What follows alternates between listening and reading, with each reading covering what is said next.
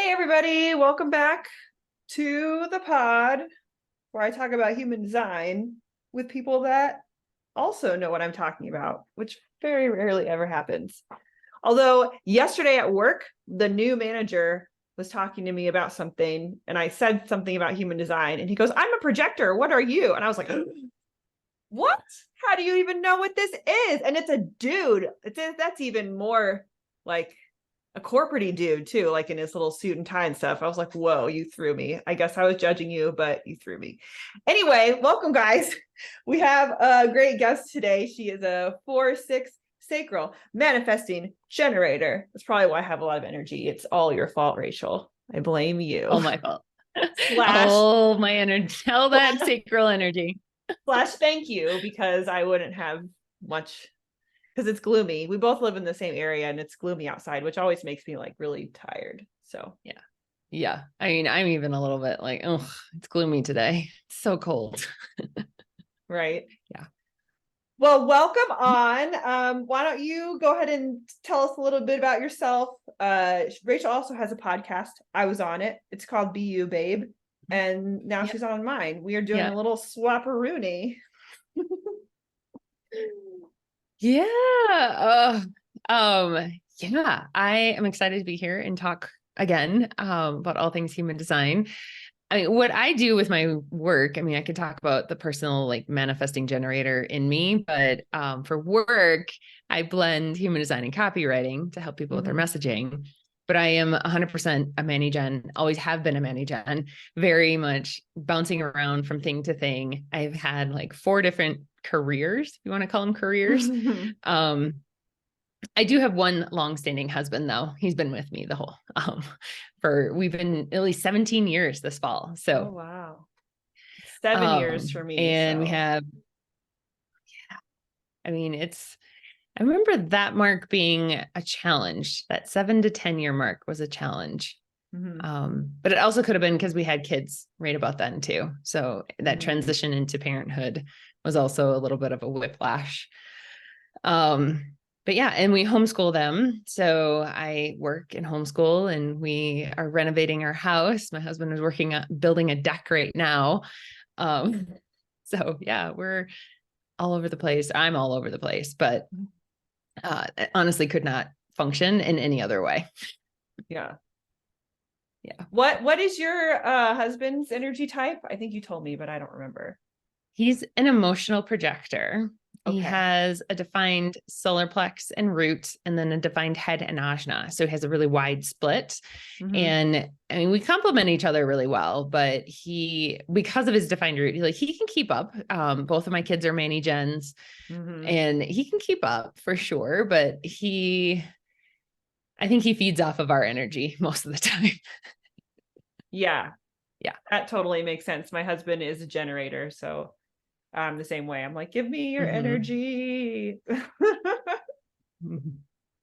Oh, Yep. so well, that root probably helps him build the deck, because he also can use some adrenaline energy to be like, get this thing done. Yep. And he does. I mean, he kind of goes into his like, he's also a 6'2", so he has lots of hermity in him. But when he'll go into a hermit cave for a little while and not want to do anything, and then he'll come out and be like, all right, let's get things done, and bam out a whole bunch of stuff. So yeah, it's interesting to watch his energy fluctuate up and down. And yeah. It's usually around this time of year that he's very busy, that he's like, all right, we got to get shit done before it gets cold. Yeah. Yeah, that's because you can't really do a lot of stuff when it starts snowing, like building decks or outdoor things. You have to like batten down the hatches. My husband was reading if he's like, do hummingbirds come around in the winter? Because he has this hummingbird feeder he's really into. And I didn't know. And so he's looking up. He's like, okay, we have to keep it up, but we have to watch the temperature. And he was giving me all these like tips about the hummingbird feeder in the winter. And I was just like, all right, we got it. Cool. And it was just so funny. He was like, I don't know what to do. Do I take it away? What if they come back? I was like, they come back. We have one too. They come back every year. Yeah. They actually look for it. It's really funny. I don't know if the hummingbirds do they fight over the feeder? the hummingbirds at our house will fight over the feeder.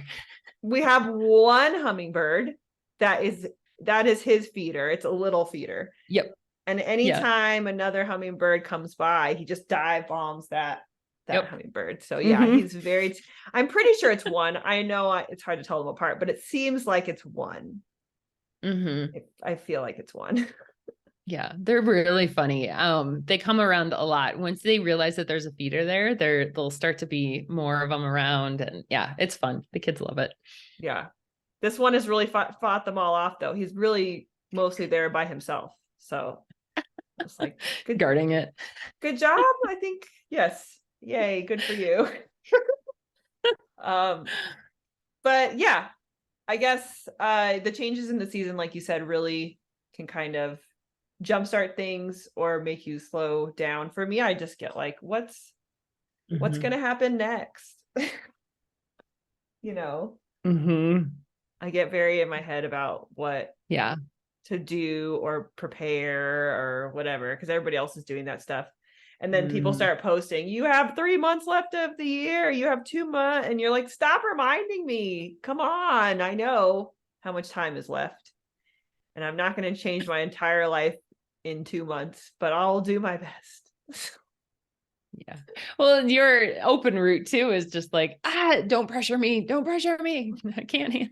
No, I don't want that pressure of having to, oh shit, it's almost the end of the year. What does that even mean? Like, yeah. Who says the year has to start over or anything? Yeah. Yeah, I totally agree. It's what we came up with the end of the year, and we came up with all of the things that go along with it. So it's kind of just like, well, take what you want and leave what you want. And yeah, I'm not really, I don't do like resolutions or really any sort of like big changes, because I don't think that's something you can decide when that's going to happen and be like, oh, the end of the year is the perfect time. Yeah, totally. So I know you've had a podcast. How long have you had your podcast for? A year and a half. Yeah. A year and a half. Wow. That's quick. 83 episodes now. 83. No, 84. And the 84th will come out on Monday. Yeah. Wow. I don't really find any interest in doing them by myself. So I only have guests. So that's why I don't have as many, but like, that's awesome. Good for you.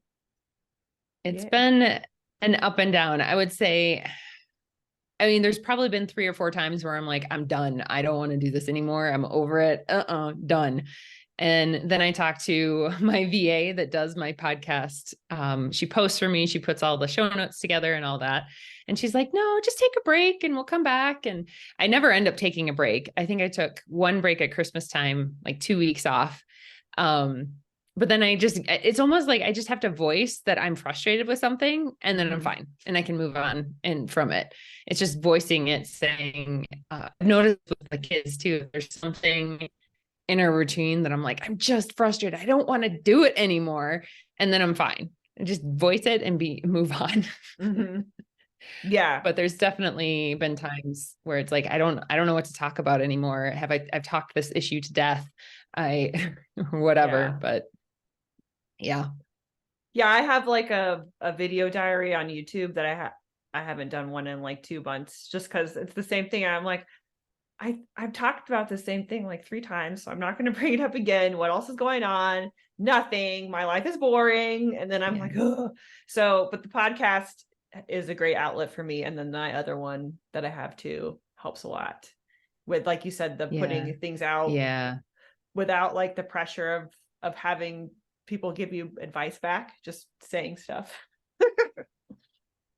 I think that's I mean, that's really what the podcast, when I do it myself, it's just me talking, and sometimes I'll get comments back, but not usually. But having that VA, I mean, that is accountability too, of if I were doing it all by myself, I would easily slack off and be like, nah, I'm not going to get to it. But because she's doing it and I'm paying her to do it, I have to have something to her. Like it's accountability for sure. Yeah, that does help a lot.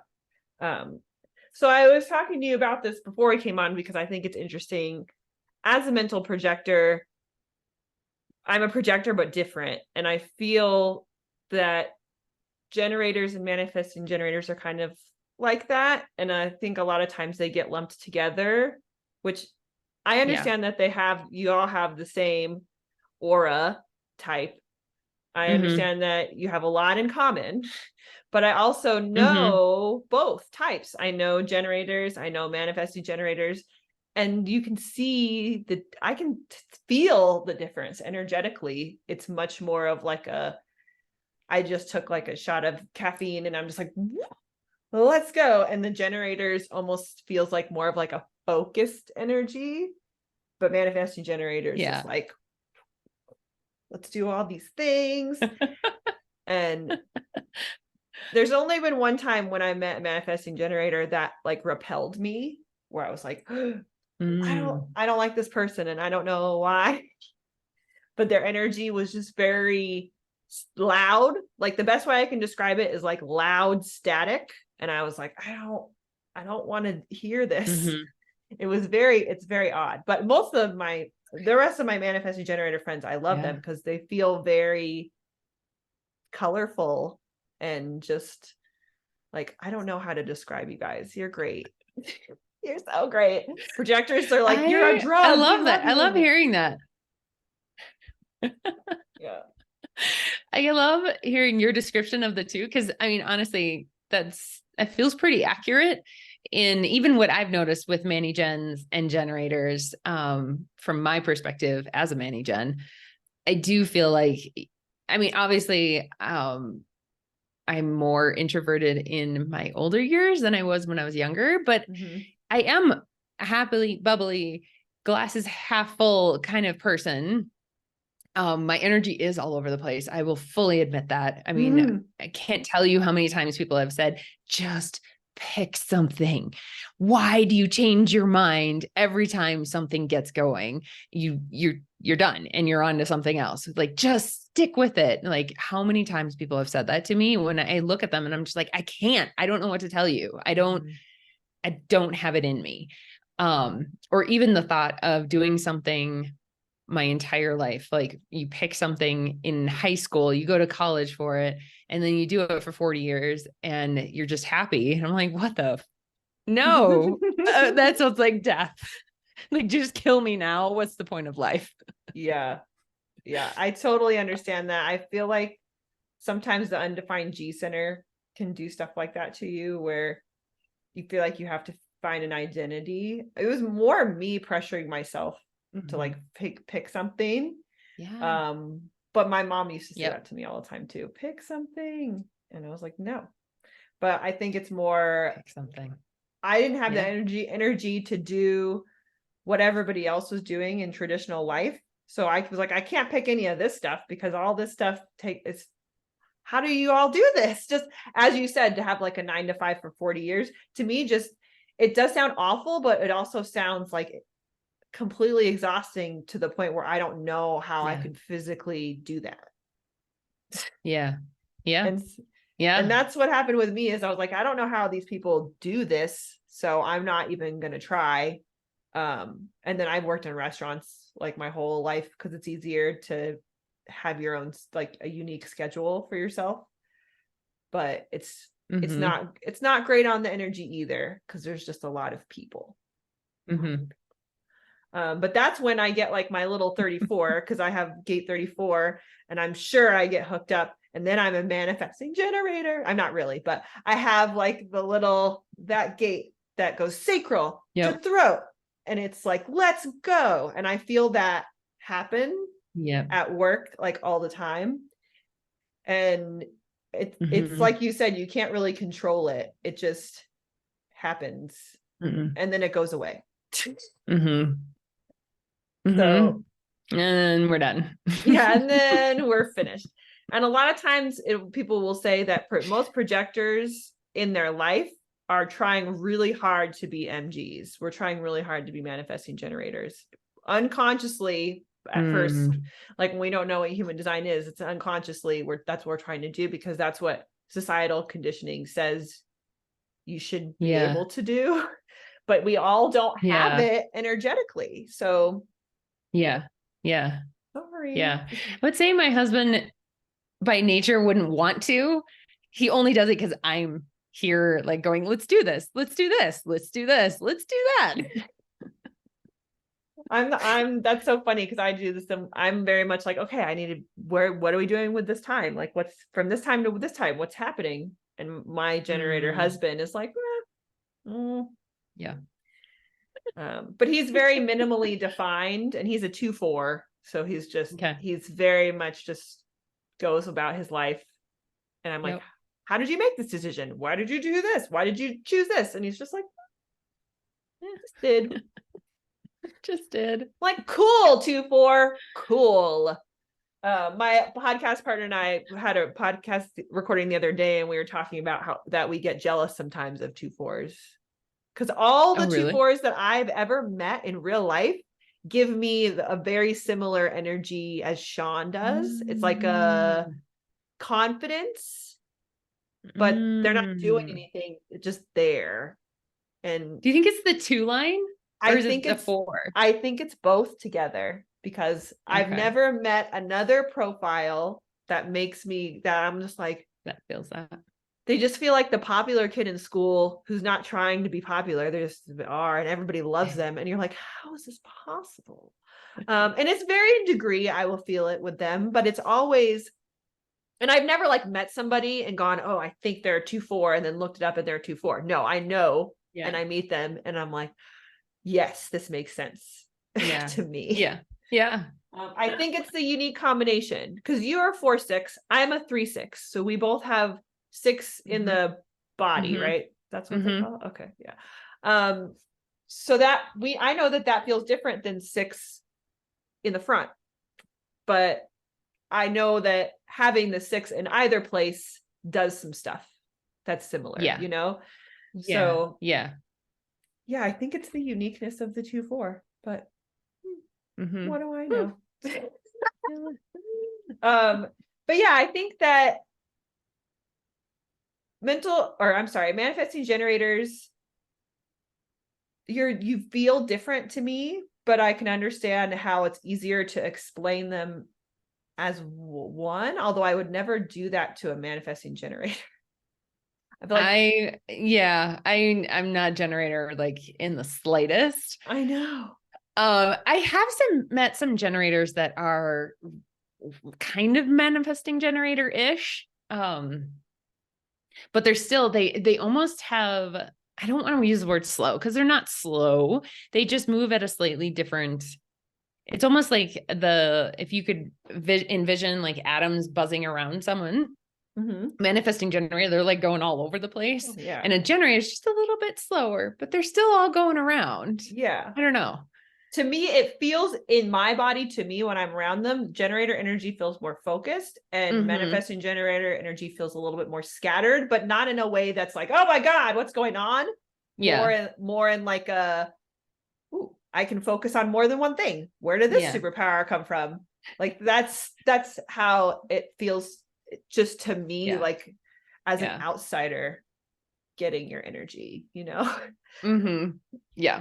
And I always describe y'all differently because, like you said, it's a very different energy. And I feel like a lot of the times I want to make sure that MGs know that it's okay to be all over. Because a lot of times that's societal conditioning is you're too much, pick a lane, you're too loud, you're too this, too that, blah. And you're supposed to be big with your energy. It doesn't mean you're big with your voice or your mannerisms. Maybe you're a really quiet manifesting generator. But when you come in the room, everybody's like, who is this? Because your energy is like, and I know if you're not watching this, guys, I've had so many hand gestures. It's like a new record in this episode. And it's you, I think. Manifesting generators really get my hand gestures going. I talk a lot with my hands too. I'm like all over the place. You watch my episodes of my podcast and I'm going like this too. It's just easier to make your point. And that's why you guys should watch it on YouTube. I didn't have my podcast on YouTube until I did one a few weeks ago, and who the person I was interviewing before we got on, she goes, "Are you going to put this on video, like on somewhere on Mm, video?" And I was like, "No, I never use the video." And she goes, "Why not?" And I was mm. like, "Ah, I don't know." So That was, yeah, that I was was like, my "Okay." same thing of when I started my podcast. I was like, why not just put it on YouTube? Yeah. Well, it took like 2 years for someone to, I knew I could do it because I do it for my other Hmm. podcast, Hot Topics, every week. I put it up. And so I was like, Hmm. well, why don't I just put it up here? And then a couple weeks later, I interviewed someone who I'd interviewed previously, and I did not use a video. And she showed up kind of late to the interview. And I don't think she'll listen to this. She knows I still love her. I don't really care. She was like, "Where you don't use this video, right?" She's like, "I'm not ready." Her background. She's Yeah. like, "You don't use a video, right?" And I'm like, "I don't," because I really wanted to have the interview either way. I was like, Yeah. I don't care. Let's Yeah. do it, because then I can still have it up where people listen to it and know where to find me. Anyway, the YouTube thing Hmm. is new, Hmm. so Hmm. you're gonna be a new tube to YouTube with me. Yay! Yay. So if you are watching on YouTube, enjoy the hand gestures. Um, I wanted to ask you, because the manifesting generator energy is described the way that it is, do you sometimes feel like people expect a lot of you, like energetically? People that know human design, I guess. Um, no, not really. I feel like the people that know me well expect me to be all over the place, like, and to be doing lots of different things. Mm-hmm. But I don't feel like anyone that I meet expects me to uphold or like hold them up energetically. Mm-hmm. Yeah. Yeah. I Yeah. have not experienced that. Well, No. that's good. Is there Yeah. anything that you have come across that like totally zaps your energy? Like completely, like anything specific? Environment. I have become Ooh. really, really sensitive to environment and the people I'm around. It started, I would say, probably 5 years ago, and was just, oh, we were down in the city, and I could just tell that I was like, this isn't where I want to be. This isn't, Mm-hmm. I just don't want to be here anymore. But it took us a couple of years to move, and now I mean, all the people I meet, pretty much, I would say 90% of the people I meet are fantastic. Love them all to death. We've created a really great community of homeschoolers and neighbors around us, all of that. And I feel like this was like the aligned decision, the Mm-hmm. aligned thing to go, even though it was a really hard move. It was really hard on my husband.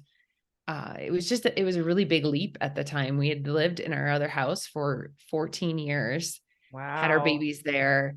We were really deeply rooted, and I knew that we were, but it also still came as a shock to, I mean, it was an emotional experience to move. Mm-hmm. Mm-hmm. It was hard, and it took us like a year to really settle in here. So, but now it's like, yeah, I can't imagine anywhere else. That's so Yeah. cool. Environment's a big deal for mental projectors, like a really Hmm. big deal. So I totally understand that. And I love when other aura types figure out that thing that they're like, oh, this little piece isn't talked about when it comes to my energy type, but helps me out. Do Hmm. you have a defined G center? I do. That's interesting, And because mountains is my environment. And actually, my husband's environment is mountains. And so wow, is my son. And my daughter is valleys. And we live in a valley in the mountains. they do, people, they do. That's so cute. I love that. I'm caves. My husband is also caves. But I love that the G Center was like, hey, we need to get out of here, and Mhm. it's funny because mine is undefined, but I think because I'm a mental projector, the environment thing still is like, Mhm. because I had Yeah. a similar experience when I left California, and it was just like, you have to leave now. Like, you need to Yeah. leave now. And it didn't feel logical, but it felt correct, but Yeah. I couldn't explain it to Yeah. anyone because Yeah. I lived in California. How do you tell people who are like, California is amazing. You're going to leave? Blah. And I'm like, I don't like it here. Sorry, guys. And everybody asks why did you leave? Why are you here? And it's like, well, I happen to like the Midwest. I happen to like seasons. And I mean, this was a long time ago before California got worse, which I feel like it did a little bit. Yeah. I mean, now when you say you left California, I'm like, well, duh. Right? Thankfully, it's turned around a little bit. People are like, obviously you've left California. But before, because I left 10 years ago, people are like, what are you doing? But you're right. Yeah. Post-pandemic, people are like, cool. Good choices. Good choice. Good choice. And it's not that nothing bad happened to me there. Like I had a normal-ish life. Yeah. Nothing like catastrophic happened.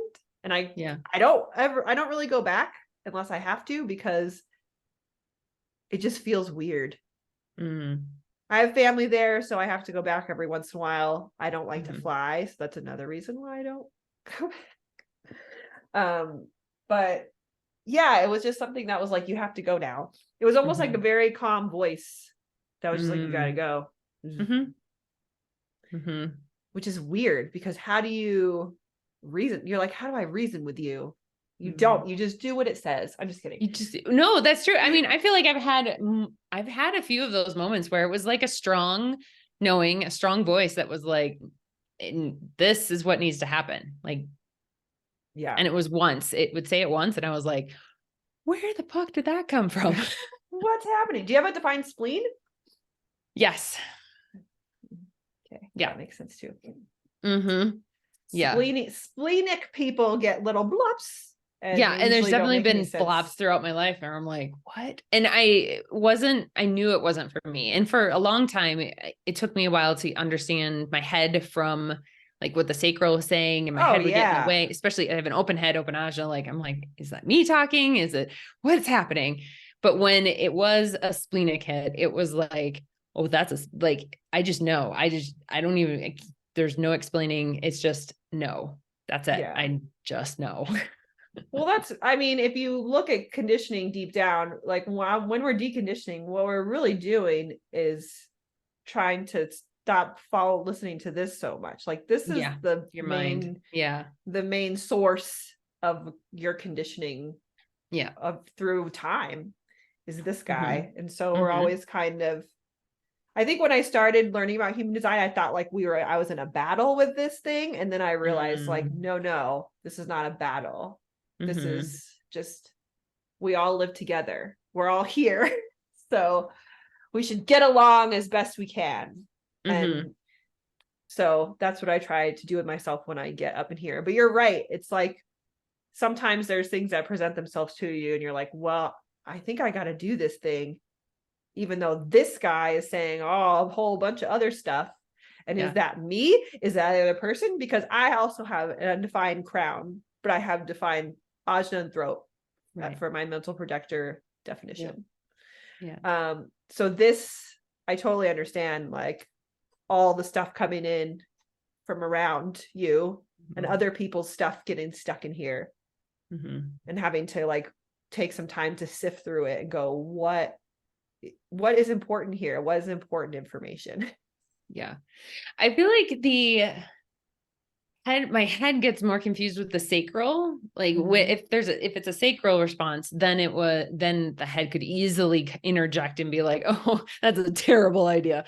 Yes. But the splenic hits, and there's only been probably 3 or 4 in my entire life. Of splenic hits that I was like, oh, that is something totally out of this world, not me. And I could even name them when they happened.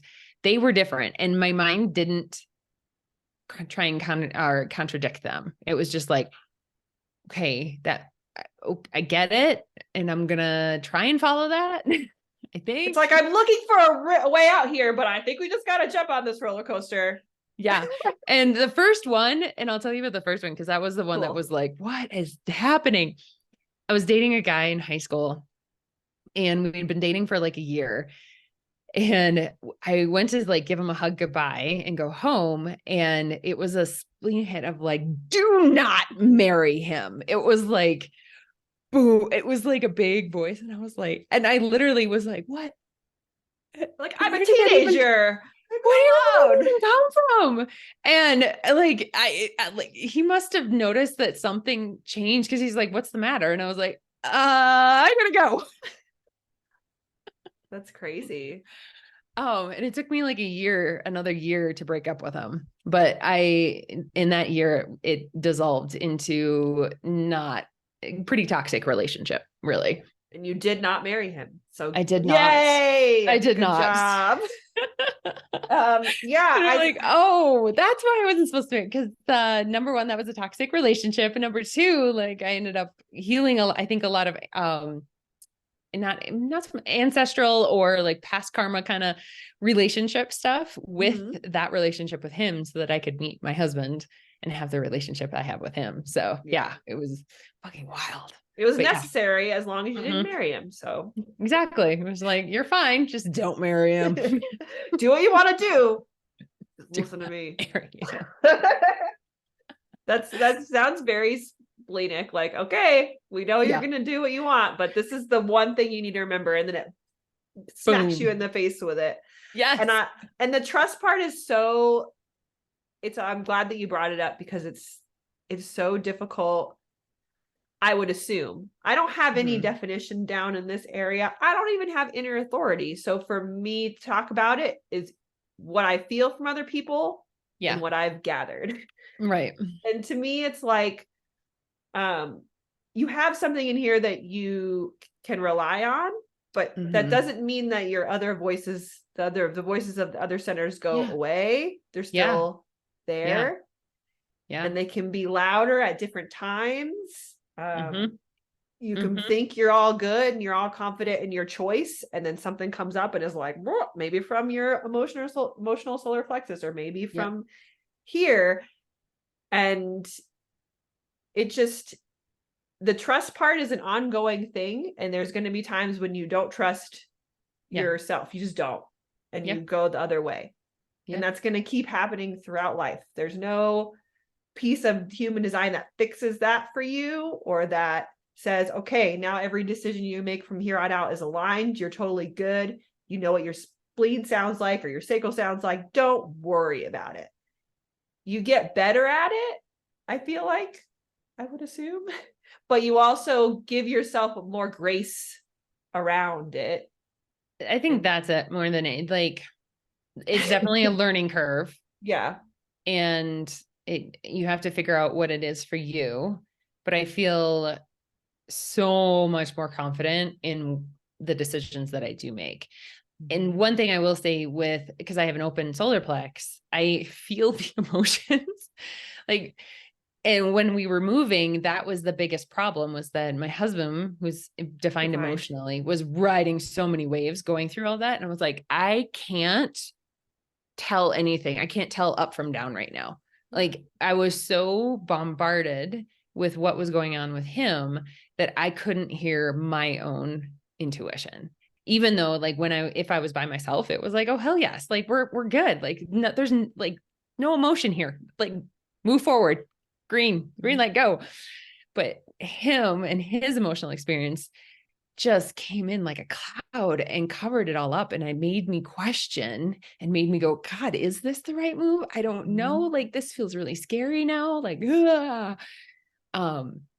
and now having that experience is like, okay, now I know that if I'm deep in an emotion, whether it's mine or someone else's, it's not gonna, like, don't even try. Yeah. Don't even try to access that sacral, because it's not going to give you accurate information because it's covered in emotion. Yeah, that's interesting. Yeah, the solar plexus is super loud. No, it's so loud. Oh my God. Yeah. Yeah. I never even thought of it like that. Like, maybe I need to get myself out of this person's emotional aura, or I need to let them ride their wave before I even start to process things, because I never thought of it like that. But that's a good idea, because sometimes you can't get out of someone's aura and you're stuck there. Yeah. And so maybe give yourself the grace to not try to do too much mechanically for yourself. Like, just hang on to the board and ride the wave. There is a until certain their amount of death. that for sure that you're just like, I'm just gonna hold on and like hopefully not drown. But I mean, I feel like it's more than just getting out of the room. It's like getting out of the house, like Mhm. going for a walk. It's like separating, going somewhere for the night or whatever in order to really, if you need to, right? Mhm. Access. I mean, I had already made the decision. I was already fully invested and ready to go. It was the emotional wave from him that made me question all of it. Yeah. Yeah. Yeah. And it's unavoidable because it's from people, and we always Yeah. are going to be around people in one way or another. I mean, for the most part, we are, depending on where Mhm. you live or how Yeah. you live your life. Yeah. That's what's going to happen. And so, like you said, making space for yourself is really important. Um, and I think it's really interesting to think of, you have like the sacral, which is like a classic authority, if you will. And it speaks to you. Yeah. And I have, from here, I touch when, to me, when I was growing up and people talked about gut feeling, that is to me what a sacral authority is. Yeah. And I never knew Yeah. what that meant. Like I Yep. never could do it. Yep. I tried to do it and I was like, this Yeah. doesn't, Yep. what are people saying? Like What are my you body, talking my about? body does want to do this thing, I think, but then here comes my mind and well, all this other stuff. Yeah. And Yeah. then I realized I had to kind of go outside of myself to make choices, which Mhm. can Mhm. really kind of mess with people. They're like, no, you are your own, you're your independent woman. You make your own choices. You don't go outside of yourself because then you're relying on other people. Why would you do that?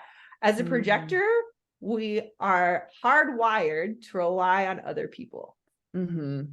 And that Mhm. sounds very scary, but it's not Yeah. in the way that anyone thinks. It's just a mechanical Yeah. situation. It's not codependency like you think of codependency. It's No. no. If Yeah. anything, I feel like we use the others more. Like I feel like Yeah. I don't feel like I need Sean. I feel like I'm taking energy from him and I'm like, Mhm. haha, thank you so much. Give it to me. And he's cool. Mhm. He's like, yeah, I got it. Here you go. But to me, I'm like, yeah, here it is. Mhm. I almost feel like I'm the one doing the taking more often, even though I Mm. know energetically that's not really what's happening. Like, because he Mhm. has it to give, he makes it, and I don't make it. Mhm. Mhm. Um, but I think that it's an interesting kind of stigma to break, that we are here for the other because we're the guides, and we can't guide ourselves. I mean, we can, Mhm. but Mhm. that would be a very singular mission for your life. Guide Yeah. yourself. Yeah, we're all here to guide ourselves. We're Yeah. humans, but Right. we're here to guide all of y'all else. Mhm. And Mhm. in order to do that, we need you. Mhm. So Mhm. it was hard for me. It's still kind of hard for me to wrap my mind around the fact that I need people, and I can't just, it's not that I can't, I'm not here to just kind of go about my life by myself and Yeah. not have other Yeah. people around to support me or to bounce ideas off of or to vampire steal their energy or all the things. Mhm. um but I think it's a big piece for the projectors to understand, is that we're here for them. Mhm. Over here for the MGs, for the G's, for the R's, for the M's. We're here for all of them. And that makes me feel like I actually have a purpose, which is not something that I would ever say or think or even assume that I could have a purpose in life. To me, that feels very special. Mm. And like, to even think that I could have a real purpose is like, well, who do you think you are? Mm. But learning that I was a projector, and it's like, well, your main purpose is to guide the other. Mhm. I was like, whoa, that feels very like big and important. So Mm. now I feel important, which sounds a little crazy, but it really has helped my confidence. And I think it's because I learned as a projector, I'm here to guide and I have a purpose, but I don't have to do anything. Like, I'm not here to do stuff. Yeah, doing, especially for mental projectors, like it's not your doing for sure. Yeah. but that's really like, that's how we measure ourselves in life, is what we do. So to shift that whole idea and to attempt to get the people that are in your support system or your family or your group or whatever to kind of shift a little bit with you is it's a tall order. Yeah. Yeah. That I will continually be working on. But I don't know if you just heard me say, I didn't ever think I could be good enough to have a purpose. And now I don't have that. Like, that's not a thought anymore. Yeah. Like, I understand why that's not a healthy thought. And I'm like, oh, that doesn't make sense now. I put that one away on the shelf. Like, I feel like a different person. So, and I'm crying again, obviously. So you're a really good Human listener. design is liberating. You're a good listener too. Your fourth. I've heard that multiple times. Your fourth line is like heavy. 6. You think it is? I think maybe it's the 4. I don't know. I definitely relate more to the 6 than I do the 4. Yeah. To be honest. Yeah. The 6 was a hard one for me to get on board with, because it felt like a lot of responsibility. Like, I didn't want to be responsible to be everybody's role model. That felt like a big burden to me when I first heard about it. And then I realized that it's not about anything that I do. It's just, you kind of share your life with other people, and there's pieces of it. They're like, oh, this would be neat. Maybe I should try something like this. Or, it's just little things like that where I didn't realize that, again, we don't really do anything special. Like, I don't have to like button myself up and be like the perfect human so that I can role model it to other people. It's the opposite, especially a 3/6. Like, hello, I'm here to be super messy and show everybody. Yeah, the 6, I mean, I felt really liberated when I understood it. I was like, oh, I just get to be me. That means the more me I am, the better. Yeah. It took me a while to get to that, but I did get excited. I did get excited, but when I first heard about it, again, the role model part was like, well, too much work. And then the like phases part was, it felt like structure, and I was like, I don't like this. Don't tell me when I'm on the roof and when I'm not on the roof. Like, I'll decide that. Well, as a 3, you're kind of always in that trial and error phase. Yeah. And I had another I had another mental projector explain to me, as because you're a 3/6, you'll come off the roof a lot more often than the other 6 lines that don't have a 3. Like the 6 lines with the 3, they come off more because you have to be in it more to understand it. And that feels messy. He was like, think about climbing on and off your roof, how messy that is. It's hot outside and you're sweating and your foot slips. And it's like, he like made this whole picture. And I was like, oh my God, that's totally how it feels. And then you get on the roof and you can rest. And then something happens and it's like, crap, I got to go down there and test this out again. So it's exhausting and it's messy, but that is the whole point of it. And that's what we're supposed to show to you all. So, and messy is okay. And like, the more you embrace your mess, the better. And I will say, I feel like people, when they meet me, they think that I have my shit together. They think that I have like everything is all figured out and I'm very like put together. And I'm like, I am the least, well, maybe not the least. I don't know who I met everybody, but I am not as put together as I apparently like give off. But I mean, if you look at the kid, like, I'm just not, but I think that's the 6th line, the more getting towards that role model of like, you have it all together. And I'm like, I don't, but thanks for thinking that. You give it off energetically. That I think a lot of times with the 6th line, we give off energetically this thing of, well, I'm not dead yet. It didn't kill me, or like, okay, no big deal. Like, I feel like we kind of give off this like no big deal energy. And I think that's sometimes what people feel is like, how are they not freaking out right now? And like, how do they look? It's like, well, I am, but I'm also alive and my family is alive and we have food and shelter. And so I'm doing pretty good. But I have got some stuff up here. It's just, I'm not letting it like run the roost. consume yourself, because you know that mentally, Mhm. physically, emotionally, that's not good for you. So Yeah, why would we do that? that totally resonates. Yeah. And I do feel like that does seem like a very six line thing to be like, Mhm. hey guys, it's no big deal. Like, Like, it's okay. relax. Chill out. Yeah. I just came all the way off the roof for this. So just okay. This has been a really great talk. And I'm It glad has that been. I looked at the clock, I was like, holy crap, it's almost 2. How did that even happen? Oh, it's so funny. I always wonder if I'm gonna I have like this nervous thing before every podcast. Like, I'm not gonna have enough to talk about. Like, this little voice is like, you don't have enough to say.